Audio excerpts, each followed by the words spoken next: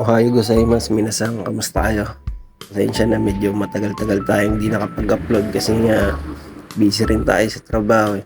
Bali ito nga, Sabado na to, pero papasok pa rin tayo. Kailangan natin eh.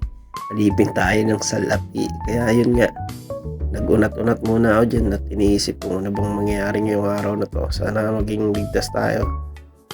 Bali yun, syempre pinagdasal muna natin yung araw na yun at saka yung mga susunod pa kasi mahirap din talaga ang trabaho dito, all around tayo.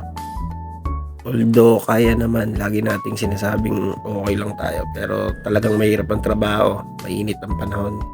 So, bali itong ano natin, gemba natin ngayon yung ginawa natin.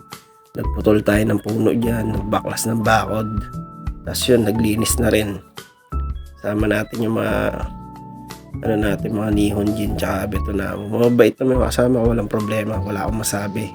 Okay yung okay yung trabaho, basta okay yung kasama eh.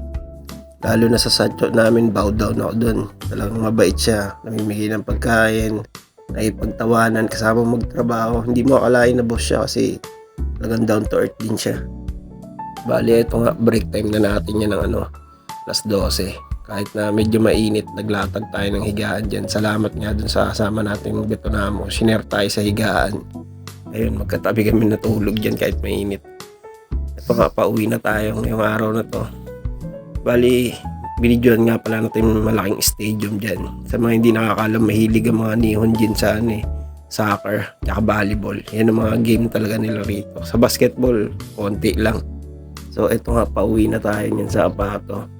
Bali, may nakakalungkot yung senaryo mangyayari rito kaya nag-usap-usap na rin kami mga Pinoy na magkita kami at magka-jamming for the last time.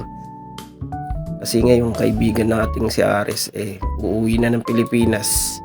Kung ano man yung dahilan, siguro sikreto na lang natin yun. Basta ang sabi ko nga, wala kaming problema sa trabaho, mababait yung mga kasama namin. Kaya lang nahiram siya sa ibang kumpanya at doon na nangyaring insidente. Hindi ko na ipapaliwanag kung anong nangyari pero galingan na lang din natin talaga sa trabaho. Mag-iingat tayo palagi. Swertehan lang talaga ang trabaho dito sa Japan. Minsan papalarin ka, minsan hindi papabor sa yung sitwasyon. Kaya yun, nakakalungkot nga yung pangyayari na to kasi aalis na yung kaibigan natin. Hindi niya na maitutuloy yung pangarap niya na diba? Kung ano man yung mga plano niya. Napaikli yung panahon. Bali 2 months lang siya dito sa Japan. Pero goods din kasama yan, mabait yan. Sa pera, walang problema dyan. Pagka meron siya, nalilibre yan. Kaya, Aris, salamat sa'yo. Ingat sa pag-uwi. Makarating ka lang sa Pilipinas ang safe. Ayos na sa amin yun. Bali, eto nga, nagkwentuhan kami dyan at nag-jamming na rin. Kasi, na to, huling beses nang makakasama namin si Aris ngayong Sabado ng gabi. Bali, itong video na to nagawa ko linggo na lang netong umaga. Kaya yun, enjoy muna natin ang kasama si Aris. Kasi bali si Aris nga lang ang kasama kong Pinoy sa trabaho namin. Kaya ngayon, mag-isa na lang ako kasi uuwi na siya. Yun, sana makayanan din natin. Wala na tayong makakausap dun. Pero ganun talaga eh. Pagdasal na lang natin na maging okay tayo sa loob ng 3 taon. Tulad niya ng sinabi ko kanina, sa mga katrabaho walang problema. Napakababait nilang lahat. Wala akong masabi. Bale, ito nga nag-offer pa si Ki na maghilot dyan. Hinilot niya yung Betonamo na kasama namin. Nabukasan nga nito tululungan na natin si Aris magdala ng mga niya, inimpake niya. Nakakalungkot nga lang at aalis na yung tropa natin. Pero ganun talaga ang buhay. Kailangan niya rin maghiwa-hiwalay. Sabi nga 'di ba, wala namang permanente sa mundo, pagbabago lang.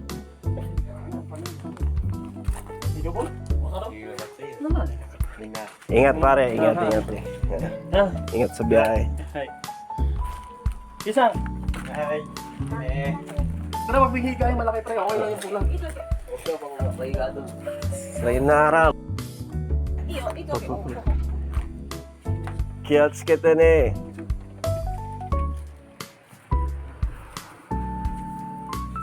Balikan na lang natin ngayon yung mga picture na kasama natin si Aris. Nag-i-enjoy tayo mula sa pag-aaral natin nun sa Yachimata. hanggang sa makarating tayo dito sa Ibaraki. Yung mga taong nakasama namin, mga naging tropa namin dyan na ibang lahi. Nung makapunta ka nga sa Japan unforgettable moment na talaga yun.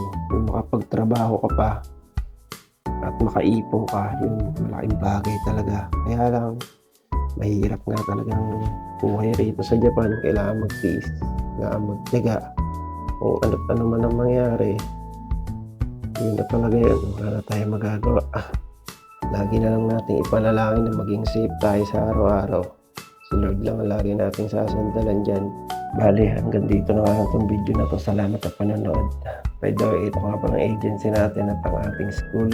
At ito nga yung mga taong kailangan yung hanapin para makapunta kayo dito sa Japan. Chikay made sayonara sostigo sityo arigatou gozaimashita.